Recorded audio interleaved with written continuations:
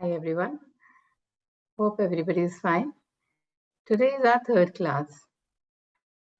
So far जो 2 classes हुई हैं उसमें हमने समझा है प्लैनेट्स, हाउसेस, उनके सिग्निफिकेंस और जो सन से लेके केतु तक के जितने भी प्लैनेट्स हैं उनके कीवर्ड्स के अकॉर्डिंगली जब वो 1 to 12 हाउसेस में जाते हैं तो उनके क्या रिजल्ट्स हमको मिलते हैं।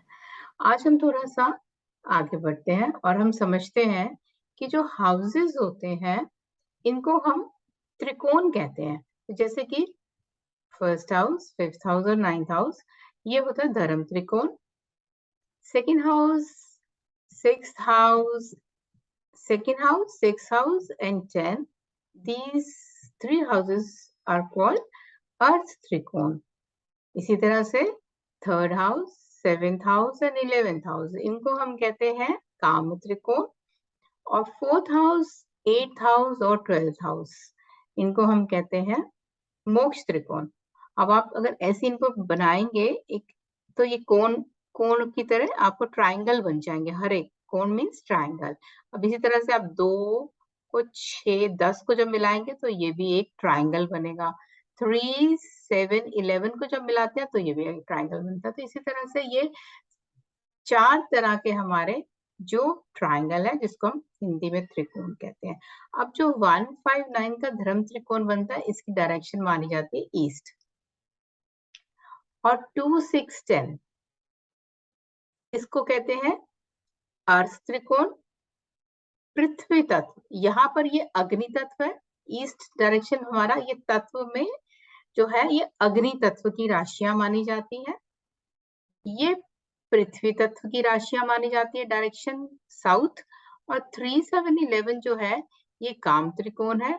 और ये जो है हमारी वायु तत्व की राशियां मानी जाती है। और ये जो है हमारी 4, 8, 12 जिसको हम मोक्ष त्रिकोण कहते हैं ये हमारी वाटरी साइन जो है जल तत्व ये उसकी राशियां मानी जाती है। तो ये अग्नि तत्व, ये पृथ्वी तत्व, ये वायु तत्व और ये जल तत्व। अब इनको समझने का क्या मतलब है? जो अभी तक तो हमने एक जनरल समझा था कि कोई भी प्लैनेट फर्स्ट हाउस में जाएगा तो कीवर्ड्स से उसका जो भी रिजल्ट हमने बोला। अब हम राशियों से समझेंगे कि कोई भी प्लैनेट जब किसी राशि में बैठता है तो उसका क्या फल होता है। अब अगर हम चलिए सन को ही फर्स्ट हम स्टडी करते हैं तो सन जब फर्स्ट हाउस में आता है तो ये कौन सी राशि हमने अभी पढ़ी है?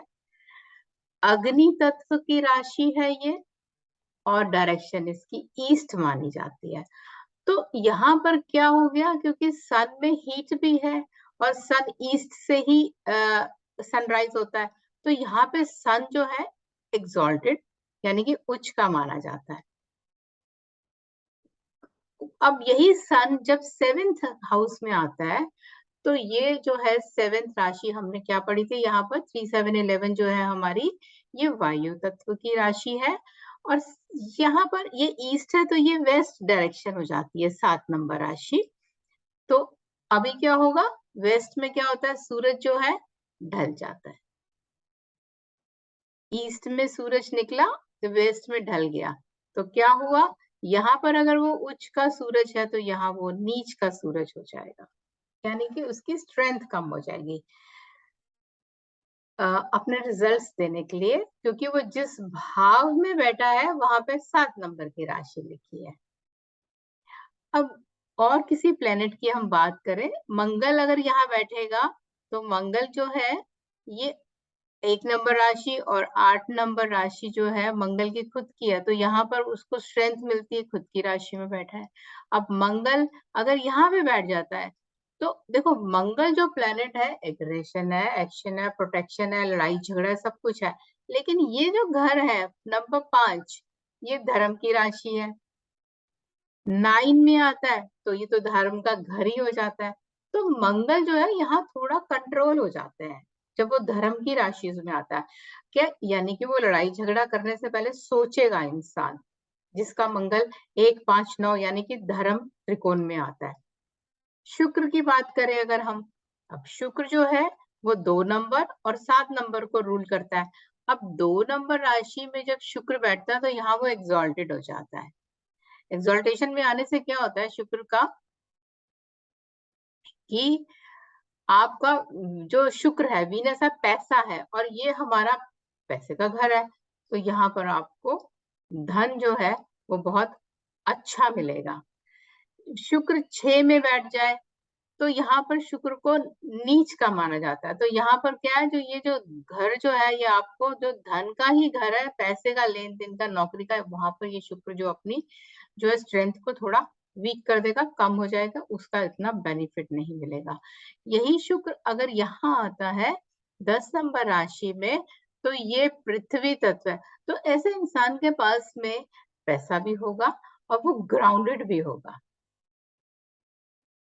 आप तत्व से प्लेनेट के अब एट्रीब्यूट को समझ रहे हैं कि अगर कोई जो प्लेनेट है वो अग्नि तत्व में आता है तो उसमें एग्रेशन, मतलब उसके जो भी प्लेनेट के सिग्निफिकेटर्स हैं वो थोड़े बढ़ जाएंगे। प्लस लेकिन ये धर्म त्रिकोण भी है तो इंसान सोचेगा कुछ गलत काम करने से पहले, ठीक है। और अगर पृथ्वी तत्व में आता है तो पैसा तो है तो ग्राउंडेड भी होगा।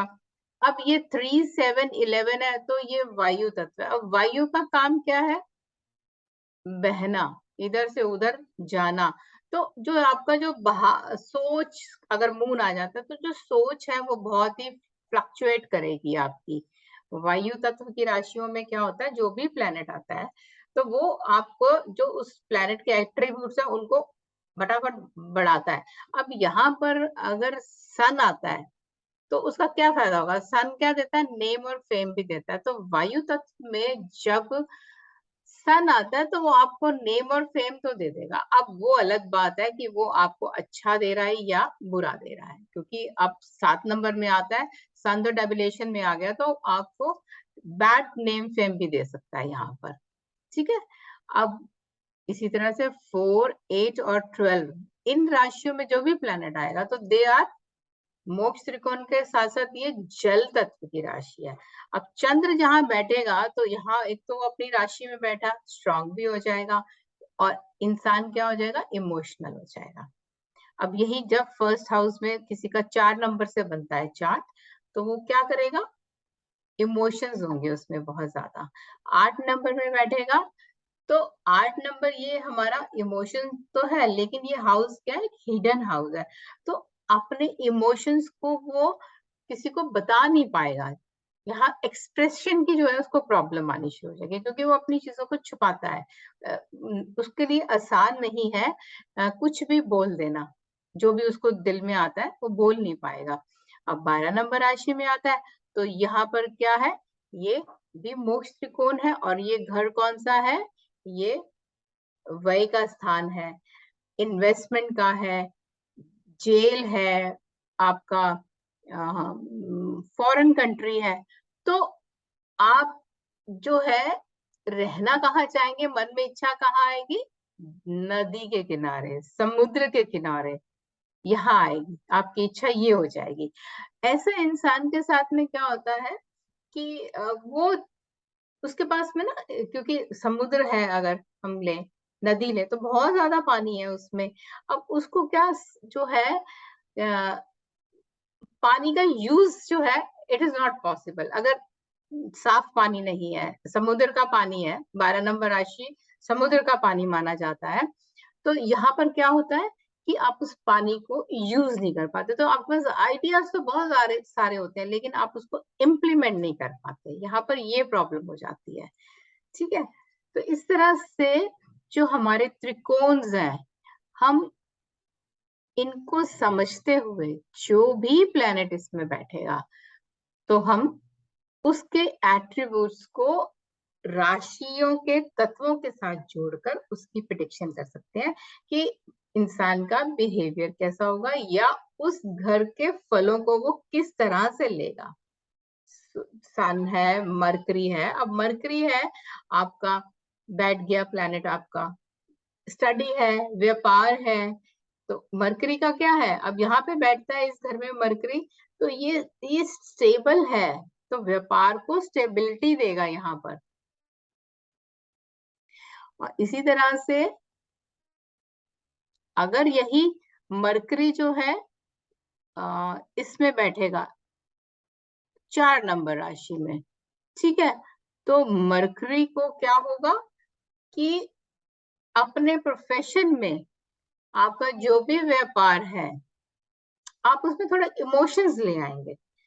और कभी-कभी हम कहते हैं ना कि घोड़ा घास से यारी करेगा तो खाएगा क्या? तो कहने का मतलब ये है कि आपके जो मनी ट्रांज़ैक्शंस है या आपके काम का करने का तरीका, तो वहाँ पर आपका जो इन्वॉल्वमेंट है वो आप ओवर हो जाओगे, इन्वॉल्व हो जाओगे हर तरह से। इमोशंस को ले आओगे। कभी किसी-किसी प्रोफ़ेशन में हमें इमोशंस नहीं ला सकते ना। आप लॉ का प्रोफ़ेशन है अगर आपका, being a lawyer you can not be emotional person, you have to be a hardcore person. तो ऐसा जो होगा इंसान अगर लॉयर होगा तो वहाँ पर वो अपने इमोशंस भी डाल देगा। क्योंकि जो उसका क्लाइंट है अगर वो झूठ होगा तो कहीं न कहीं वो सोचेगा भाई ये तो गलत बात है। व्हेयरएज़ कि होता क्या है कि चाहे कितना भी बड़ा क्रिमिनल हो, अगर उसने लॉयर हायर किया तो उस लॉयर का फ़र्ज़ तो यही है कि वो अपने क्लाइंट को जिता दे, और जो एक्चुअल में होता भी यही है, चाहे वो गलत है, चाहे वो सही है, because he has been paid for that. So इस तरह से हमारी जो राशि तत्व है, प्लैनेट की जो एक्सप्लेनेशन है, वो करने में बहुत मदद करते हैं। तो मैं आज थोड़ा वीडियो को शॉर्ट रख रही हूँ ताकि आप लोगों को अच्छे से समझ आ जाए, क्योंकि अगर मैं इसको थोड़ा लिंगर ऑन कर दूँगी और बढ़ा दूँगी तो आपको समझना मुश्किल हो जाएगा। तो आज आपने जितना सीखा वो क्या सीखा कि वो क्या है कि त्रिकोण 4 तरह के हैं। उनके जो है डायरेक्शंस क्या हैं, उनके तत्व क्या हैं। तो जब भी कोई प्लैनेट राशि में आता है, राशि यानी कि 1 से लेके 12 नंबर राशि आती है, तो वो तत्वों के हिसाब से प्लैनेट का बिहेवियर होता है। तो आप अपने चार्ट में प्लैनेट को देखिए कि कौन-सा प्लैनेट आपकी कौन से राशि में बैठा है और उसका क्या तत्व है। तो उसको आप अपने से रिलेट करिए, क्योंकि अपने से बेहतर हमें कोई नहीं जानता। तो हम जो भी चीज़ अपने चार्ट में देखेंगे, तो हमें पता रहेगा कि हम वो गलत समझ रहे हैं या सही समझ रहे हैं।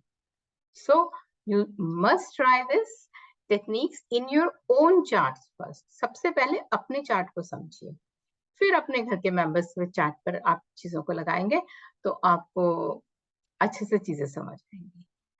तो आज मैं इतना ही वीडियो रखती हूँ, और अगली वीडियो में फिर हम थोड़ा-सा और कुछ बनाएँगे, आगे बढ़ेंगे। So happy learning, keep learning, enjoy your lessons. Thank you.